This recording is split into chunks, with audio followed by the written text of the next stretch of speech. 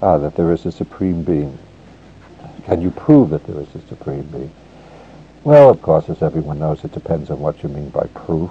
In a strict sense of proof, as it would be understood by a contemporary scientist or many contemporary analytical philosophers, I don't think it's helpful to speak of proving the existence of God.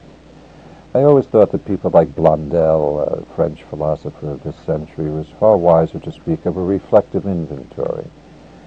You can provide highly reflective moments that can allow one to see, as the so-called proofs for God attempted to help one see, how it's an entirely reasonable position to take in relationship to what we know about the world, what we know about the cosmos, what we know about ourselves.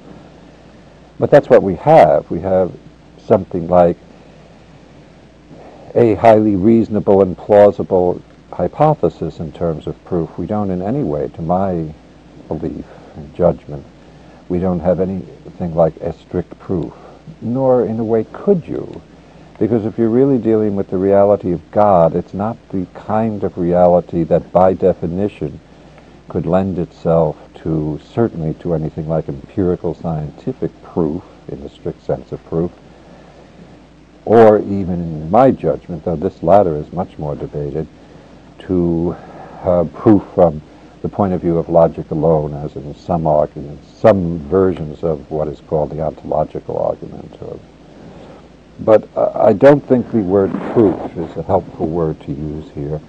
It overstates the case. It leads people astray by making them disappointed when they don't think it's a proof, whereas in fact both the believer in God and the non-believer in God and the agnostic towards God are all dealing with the same reality. No one can prove it any way, one way or the other. But what you can do, and what philosophy and theology of a theistic sort has done all for centuries, is to show, in my mind, quite persuasively, that the reality of God is a far more reasonable hypothesis for understanding ourselves and the world than is the alternative.